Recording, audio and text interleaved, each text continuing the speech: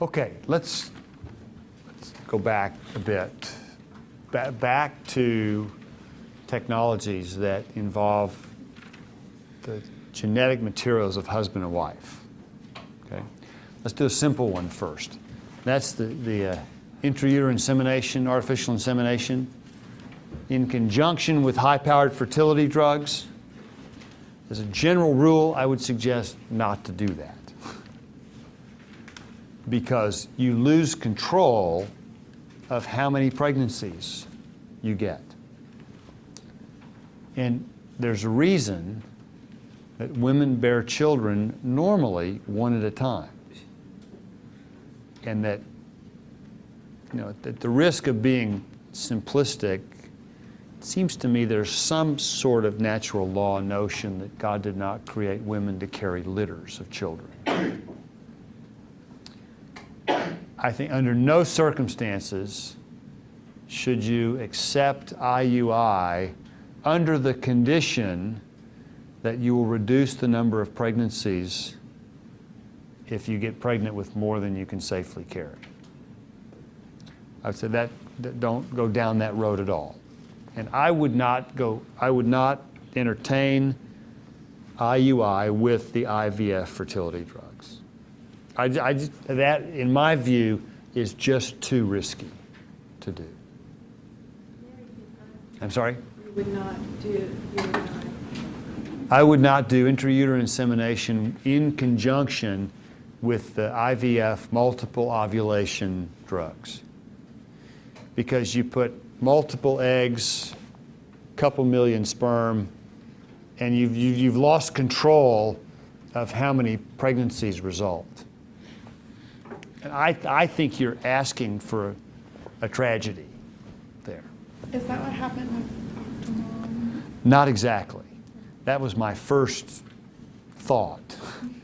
But no, she had 6 embryos implanted through IVF, which in my view is completely irresponsible. And the physician finally got censured by the medical board for it. It's about time he did. And then 2 of those split to give her 8.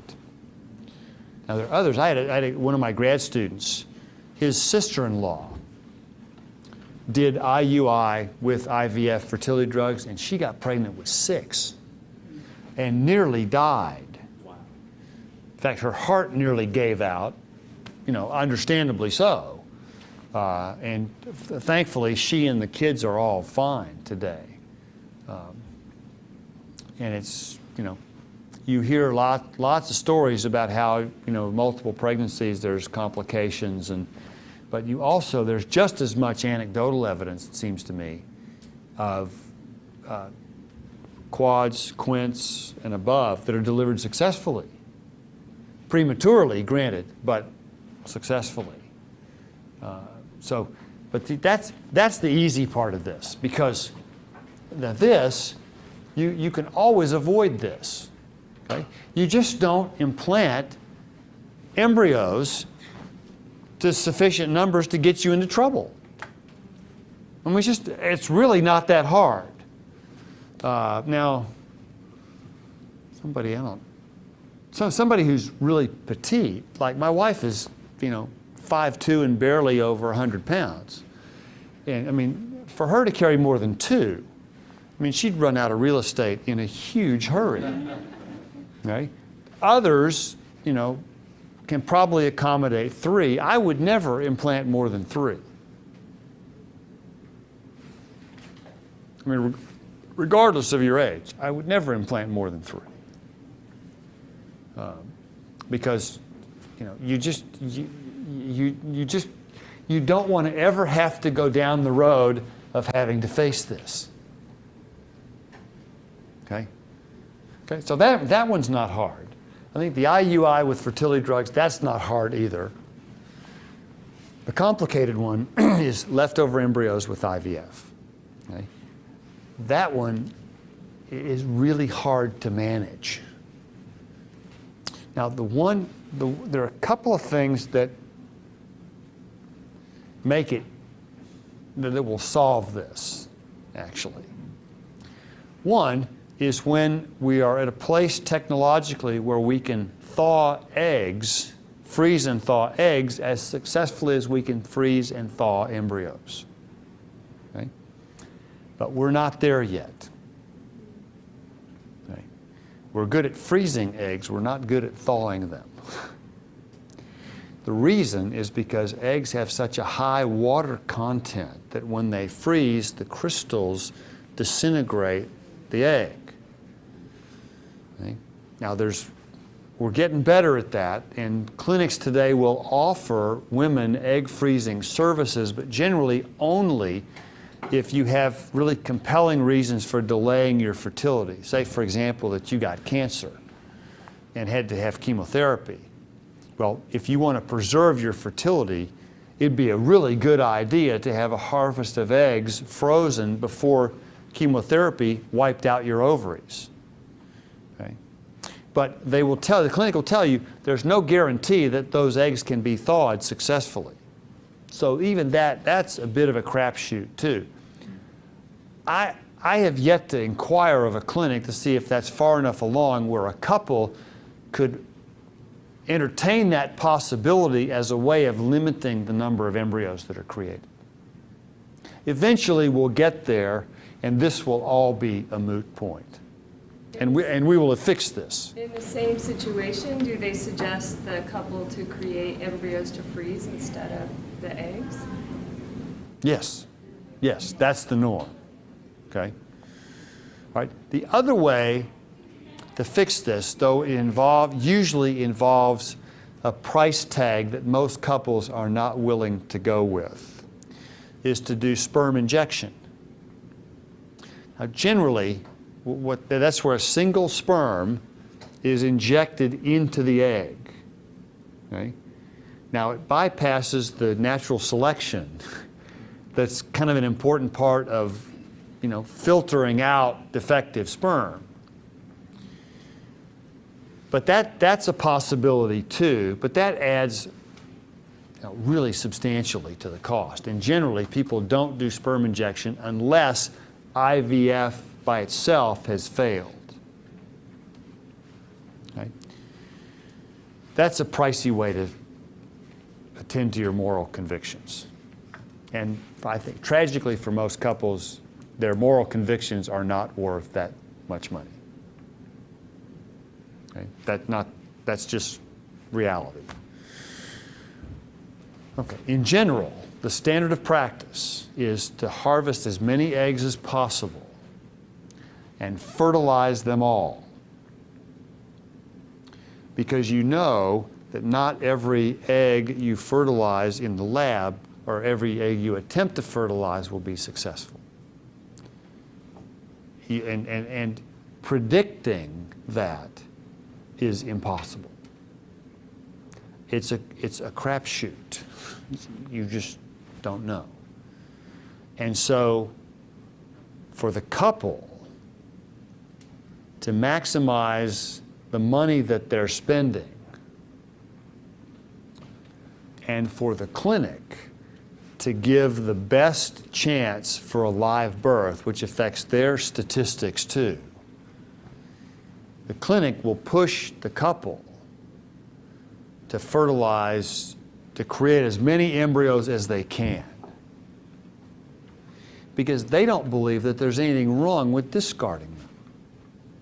I mean, you just literally, they go down the kitchen sink, literally. Right? So, the question is, what do you do with that? Okay?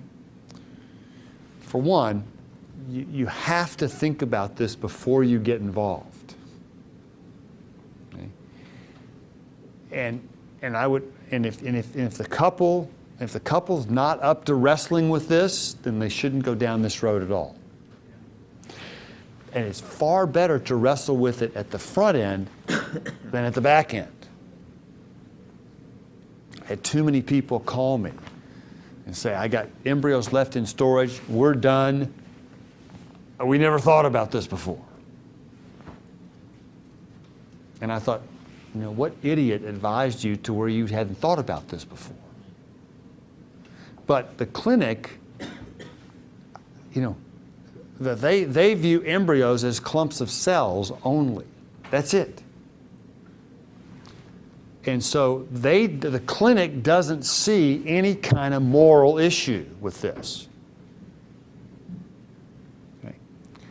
And most couples don't either. But for the ones that do, and I think it's right to see a moral issue, this is a huge sticky wicket. Okay? Now, one thing you can do, and I've heard some clinics are more sensitive to this.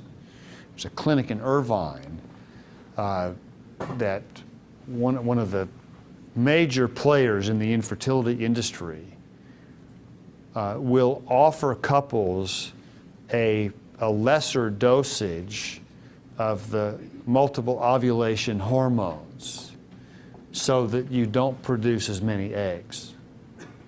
Okay? Right? But he'll also tell you at the same time that financially speaking, you're nuts to do that. But if the couple's insistent on it, he'll do that. Okay?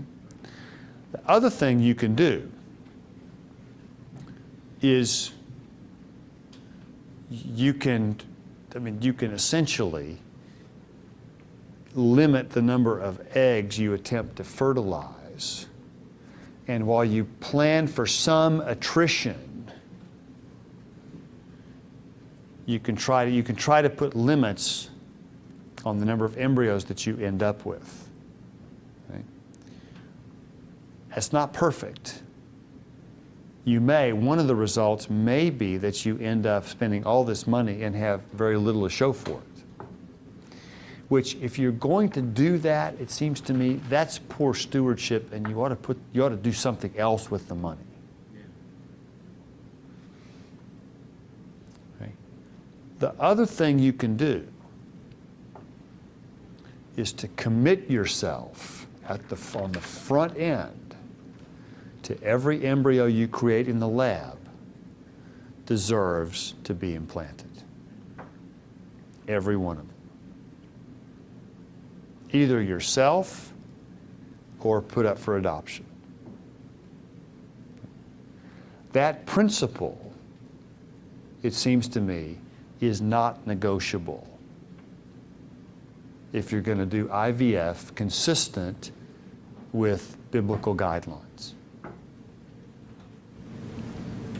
Can I just, so implanting, let's say, 1 or 4, however many embryos, is that at the same stage as being 6 weeks pregnant, and then the woman's waiting to not? No, not really. No. Embryos are implanted at roughly, the 2 to 3 day stage. Because most women don't even know until about 6 weeks. That's right. Right. No, you will know sooner than that. Well, but to be sure, they don't even. That's true. Buy a kid or anything. No, that's right. 6 weeks. But, Right. So you're saying the embryo is literally 2 or 3 days conceived? Post-conception, yes. Okay. And so they're waiting to see. Right. Okay. They're waiting to see Which attachments? how many of them take. Yeah. Okay. Now, in the meantime, generally, let's say you harvest 10 eggs, and you end up, say, with half of those that fertilize successfully. You would implant 2 or 3, 3 max. The other 2 you'd hold over in storage. For a second try. They'd be frozen for a second try if necessary, which would prevent you from having to start all over again. Okay? Which is better financially and better physically, yeah. But is what creates all these moral complications. Okay? So let's say you get triplets. Okay? I suspect, I could be wrong, but I suspect your childbearing days would probably be over. And then you have a decision to make about these other 2. And so going into it, it seems to me you have to commit yourself to either implanting those yourself, not immediately, but at some point, or putting them up for adoption. And I think if you're not willing to do that, that puts IVF off the table. It seems to me that even if you are willing to do that, that is, hang on, I gotta rephrase this. In other words, if you're going into it saying, okay, I'm willing to let them implant 3, and if there's 2 or 3 extras, I'm willing to put those up for adoption. From a Christian perspective, that can't even be on the table. That I'm going to willingly just put them for adoption, and that's going to make this okay now. Would you disagree with that? I mean, you're producing children that you're saying, you're deliberately producing children that you're willing to give up for adoption. Let's put it this way.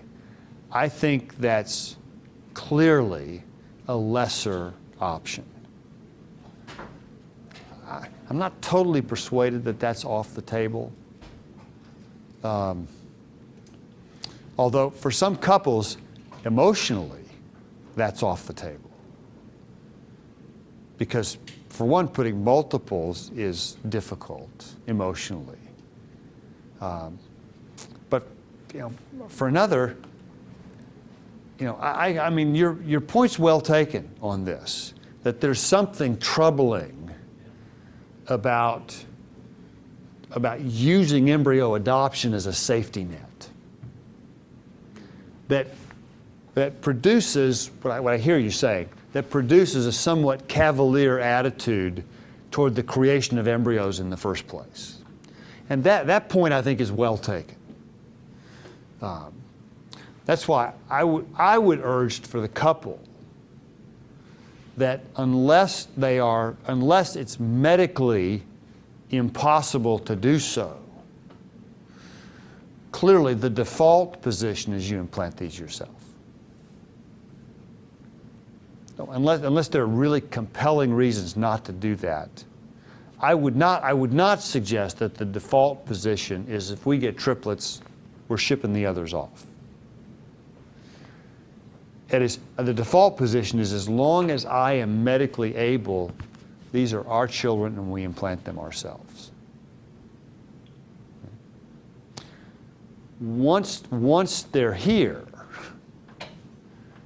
and it's not medically possible, I have good friends where she had triplets and then developed lupus, which made further pregnancies a really bad idea. And it killed them to put those embryos up for adoption. But that was their only option. Now, granted, they admitted that they didn't think this through at all at the beginning. So I would suggest to the couple, if you're not able to live with that parameter, then you're done. And you shouldn't do that. That parameter being that you are going to implant all of these children. If possible. Yeah. Now that I think minimizes the cavalier attitude. But see, this is where, most couples don't even think about this before they go down this road. And this is where in my view, this is an unconscionable failure of education in the church.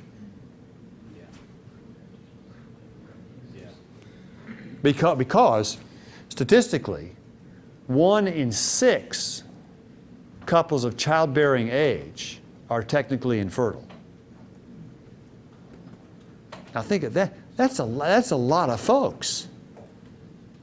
And I guarantee you, they're all over our churches. We just never talk about it. And so it's, this whole thing exists, underground as far as our churches are considered.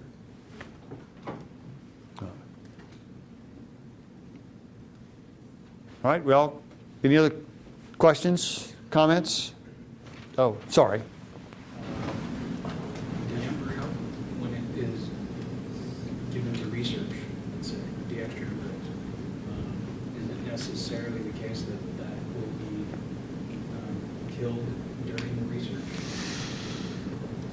say not necessarily, but for all practical purposes, yes. I mean, for now, the reason they're donated to research is primarily to harvest their stem cells. And we're still a good ways from being able to harvest stem cells without killing embryos.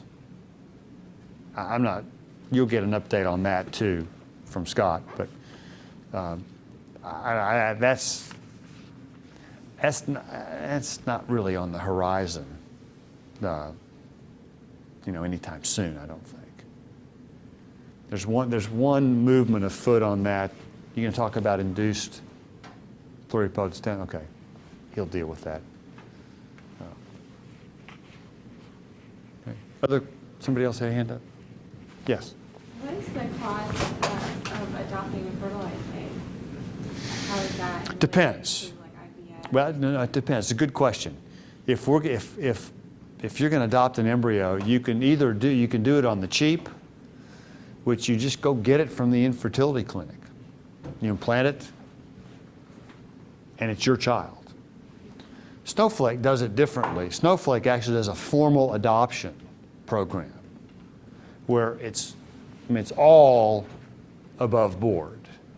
Not that the other's not above board, but it's just, it's all out there and it's open and it's clearly the child is yours and you've gone through all the legal hoops to do a formal adoption. You don't have to do that to adopt embryos. In my view, that's clearly the best way to do that.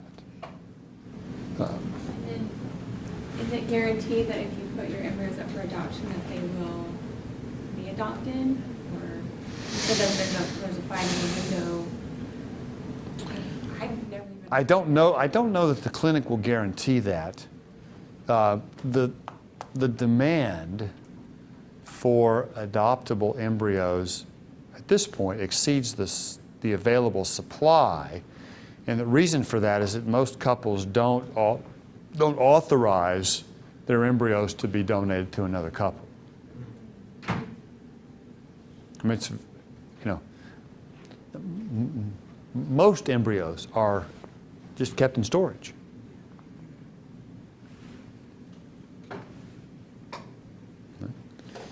I mean, yeah, and there are hardly any embryos that have been authorized to have their stem cells harvested too. I mean, that's the number of those that's available is very small too. Do the clinics give that education to the parents, or are there a lot of About- parents of embryos that do not know the option of adopting those embryos out? Does that make sense? I'd say that varies widely among the clinics. That's not a high priority. Yeah. So it's possible there's a lot of parents of embryos that don't even know that. I think really that's, an option. I'd say at best what they get in many clinics is a paragraph in the options for embryos. Yeah, yeah. Unfortunately, that's not a high priority for the couples either. No, but it might be later on. Oh yeah, no, certainly later on. You can find out, a lot of this information is available on the web too. So you can see what kind of info the couples will get. But let's just say the level of education about the moral complications, very small from the clinics. Because in their view, there aren't any. In their view, you're getting a baby, and nothing else really matters. with that. Would the clinic try to hide some of these moral issues by, look, don't tell me how many embryos you took, right, or ours.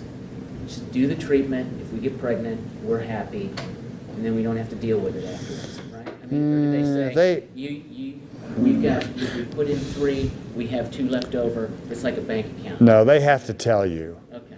And the reason for that is that was generated by a huge scandal that, I don't know, maybe you guys don't remember. That was in the mid-90s. Wouldn't want to know. Yeah. Well, no, actually, Avoid that issue. actually, Some would. well, Most would. what happened to UC Irvine, I think, suggests maybe otherwise.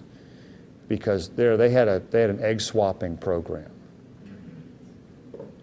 where the women who produced more eggs than they could use reasonably donated eggs to women who did not produce enough without disclosing it to either party.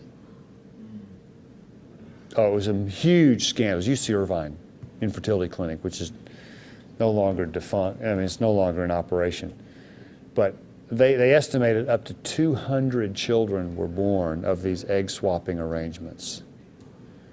And thankfully, the parents of the children chose to kind of leave well enough alone.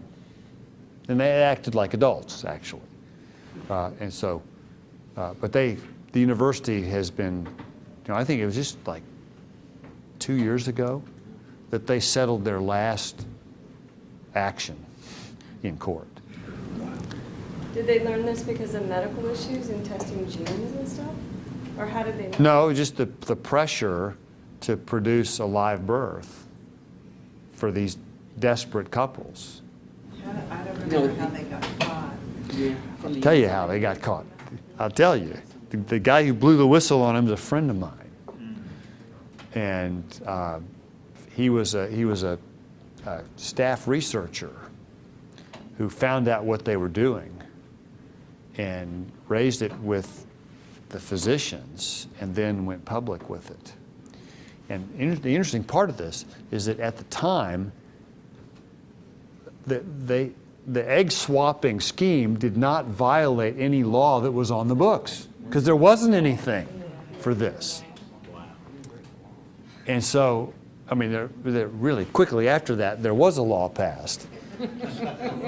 But, the ex post facto applied, and, they got actually 2 of the physicians fled the country and set up shop in South America where they're originally from. The one who stayed, I think he did a short prison term for, something, unrelated to the practice, but they got him on something else. I mean, these guys were a piece of work. I mean, they were skimming money off the top, and they were importing illegal fertility drugs that were not FDA approved. I mean, it was a mess. Yeah, a mess. So that's why, there's a lot of interest in disclosing all of that information. It's required that's the background to it. Okay, enough on IVF? Had enough on that? Amen? God help us? Okay. Let's do one other thing. How you guys doing for energy and, yeah? Okay, nobody's about to collapse in a heap. The Spirit's still moving? Okay. All right, let's go. Let's go to surrogacy, last part. This was in my child's doctor's office. And it's become, it's just not that unusual any longer. Now let's do the easy stuff here first. We'll take traditional or genetic surrogacy first. This is not hard. Where the surrogate contributes the egg and gives birth to the child. Okay? Under the law, and I think correctly so, she's the mother of the child. Right? Unless you believe that the intention to parent makes you the mother. And some advocates of surrogacy will argue for that, but they're kind of a minority. And I would argue that the intention to parent doesn't accomplish anything without biology cooperating. And therefore, I would suggest that biology ought to trump the intention to become a parent. Yeah. When do you make that distinction when it comes to adoption? Like when does the divide, when it comes to adopting babies, for instance, if you've got two genetic parents, do they maintain parental rights for the children's entire life? No. It's for a time, and that the counterbalancing principle is the best interest of the child. And the best interest of the child eventually will trump the rights of the parents. which is why in most states there is a rescission period in which she can ask for the child back, but it's limited in most states. I think in most states it's limited to 30 days.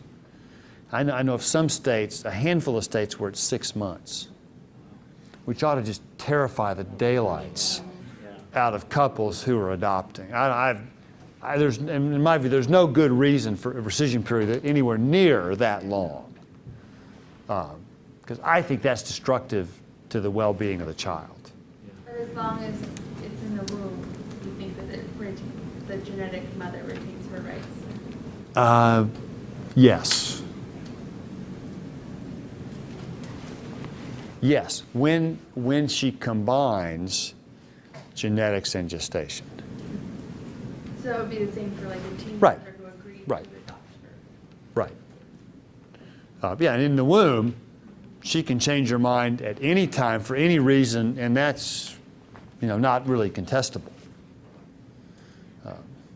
Okay. Now, where it gets complicated is when you split the biological contribution. Okay, and we'll come to that in a minute. And with traditional surrogacy, I think you can make a good argument that it's the purchase and sale of children. Because, let's say that you're the surrogate, it's your egg, you've given birth, and you sign a waiver of parental rights and hand over custody of your child in exchange for cash. You've sold your child. Right? That seems pretty obvious to me. And thankfully, the law sees it that way too. And so I think that form of surrogacy, we could say, is unethical and also ought to be illegal, because it violates the 13th Amendment to the Constitution, which prohibited slavery, on the argument that human beings are not objects for purchase and sale on the open market. Okay?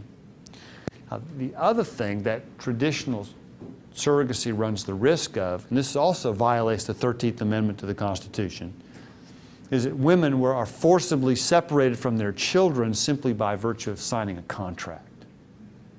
And that, I think, that was, besides treating slaves as commodities, the forcible separation of slave children from their mothers was one of the most egregious things about slavery. And that's precisely what happens when the surrogate changes her mind and wants to keep the child. Okay? Now, under the law, she's entitled to do that, and the contract is not enforceable. Okay? Now, I think that's all the way it should be. The traditional surrogacy is risky legally, because if the surrogate wants to keep the child, it's hers to keep, right? And she gives it up knowing that it's hers to give up. Okay? That's really kind of not all that important today. This is where the action is today. Now, if in these cases, these are the cases where the surrogate only carries the child, genetically unrelated. So it's somebody else's egg. We're assuming here it's the genetic parent's egg. Okay, fertilized through IVF, implanted in the gestational surrogate, okay? And then she'll turn over custody to the genetic donors. Okay? Now, if we conclude that the gestational surrogate is the mother, okay, then traditional or genetic and gestational surrogacy will be treated the same way, right? It's baby selling, and you can't. Yikes! And you can't forcibly remove a child from her mother by virtue of contract. Okay? Now, the law doesn't treat it that way. In most states, the law treats the gestational surrogate as a human incubator with no rights whatsoever to the child that she's carrying. Right? Now, the argument for giving the gestational surrogate nothing is sort of, one of you made that argument a little while ago. And that is, when the embryo is in storage, who are the owners / parents of that embryo? It's obviously the genetic contributors. And once it's implanted, then you have to go through this really awkward procedure where you transfer rights to the surrogate by virtue of her carrying the child. And then when she gives it back up, you transfer rights again back to the genetic parents. Okay. The ownership quote, that we would assign prior to implantation seems to suggest that genetics ought to be the trump card here for motherhood. Okay? On the other hand, I think just as plausible a case can be made for gestation, giving a woman maternal rights. Because if you think about it, by the time the child is born, the surrogate, the gestational contributor, has made an enormous contribution to the development and nurture of the child. And we know it's more than just housing and nutrition. I mean, we know the womb, there's a lot of really significant things that go on in the womb that have to do with the connection to the person who's attached to the womb. Right? We know that the child's emotional and psychological well-being depends significantly on the environment in the uterus. Right? Now, not only is the contribution significant, but the surrogate is the one who has the real tangible bonding and relationship to the child at the end of 9 months of pregnancy. What I describe in Moral Choices is that the surrogate has a sweat equity in the child. But I think a plausible argument can be made that outweighs the role of the genetic contributor. Okay? Now, and I'm not going to go to the stake for either one of these. I think a good case can be made for both genetics and gestation being the trump card.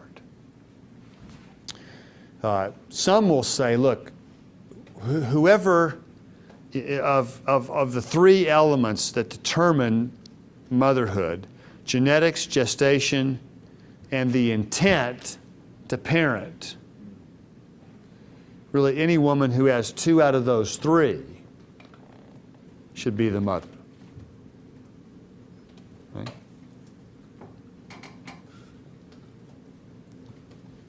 Now, what that would suggest is that the gestational surrogate only has gestation. She does not have the intent or the preconception intent to be the parent. Okay? The problem with that is that there's no reason to discount the surrogate's developing intent to parent that child, particularly if it's based on a real, tangible relationship with that child. So I'm not sure the 2 out of 3 thing actually works, though that is the way the law treats it. The law treats the preconception intent to parent as the tiebreaker. So in California, gestational surrogates have nothing. I'm not totally persuaded that that's the way it should be. But I also concede that the argument for the genetic contributor is a really substantial one. So, I think there's room in this one. I think there's room to agree to disagree and to admit that I'm not sure there's a knockout argument for any of these determinations of motherhood.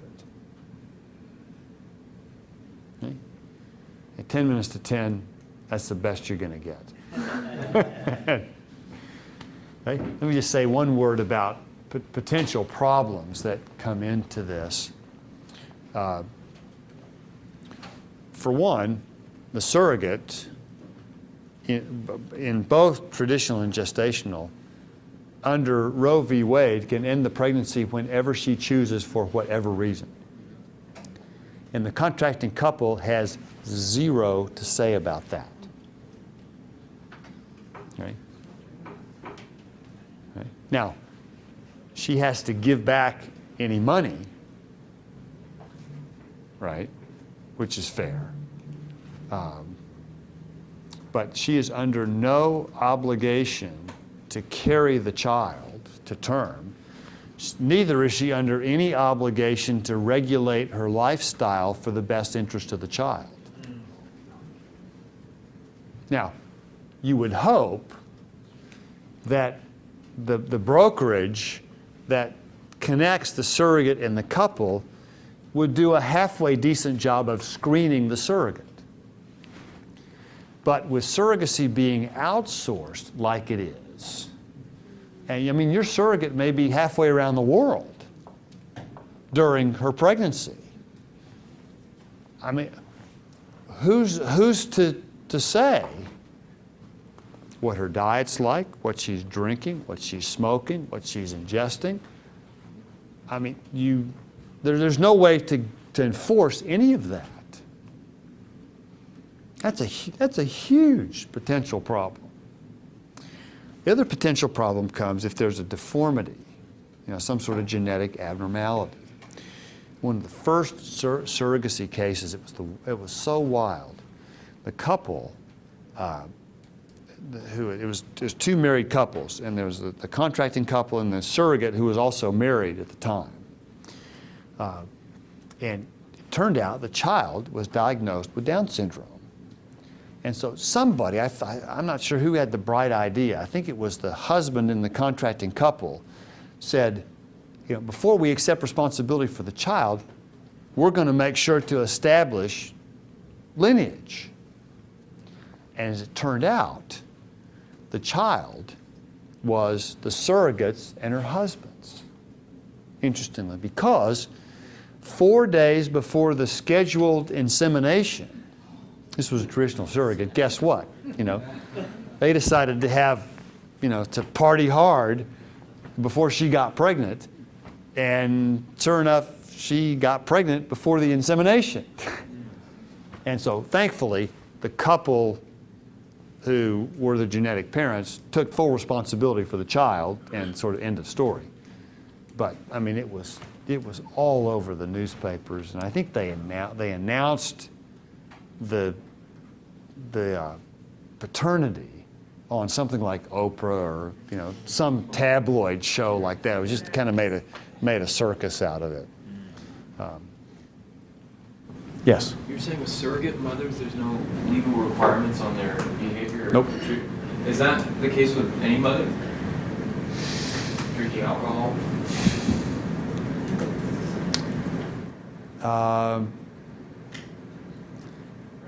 Generally, there are no restrictions. I don't know if some states, maybe you can clarify this, in some states are there still prescriptions against drug use? Yeah, in some states, I the thought so. mother can be prosecuted for harming her unborn offspring, but of course, if she wants to kill it through abortion, that's okay. Yeah. But Which- that's not true in all states. It Yeah. varies. Which again suggests that, wantedness is what makes the difference, which is, as you'll talk about, I'm sure, is a really flimsy way to undergird the law on that. Okay, other questions? Yes. Are the genetic parents given choice of surrogacy? Are they given a list? Yes. Yeah, they can choose whoever they want. And you can, we're sort of doing a real primitive form of eugenics, because you can choose the traits of your sperm and egg donors too. In fact, I'm sure they've got them all over the web, and you can pick the traits you want, and there are no guarantees to do it this way. And you can also, one of the things we didn't talk about, maybe we'll do this when I come back, but you can now select for gender before conception without having to throw away embryos or abort pregnancies. And that, Rae, if you Google microsort, you'll discover that it's a sperm separation technology that enables you to choose the gender of your child with about, I think the last count was about 85 to 90% reliability. He said microsort. Microsort. Yeah. Not located in Seattle. Yes. You brought on the story about the Down syndrome babies and that being the surrogate couple's baby. Before that, you said if there is a deformity, is the couple that hired the surrogate allowed to back out? Is that what you were going to say? Yeah, generally not. Okay. Generally not. Generally, they still take full responsibility. Yeah. And if they do say, oh, well, that baby's down, we don't want that baby, then what happens? Well, then probably the baby goes into foster, some care, some institutionalized. Because the surrogate will probably not, they could claim the child if they wanted to, but the law is a little fuzzy on what's required when that happens. Now, usually, the way the clinic could spell that out as to what your obligation is, just to take care of that. Parents have a legal right to say, I don't want that child. The parents, yes, the parents could, they could give the child up to adoption, for foster care, institutionalize it. Do that, right? Yeah, and there's no reason they couldn't do that here.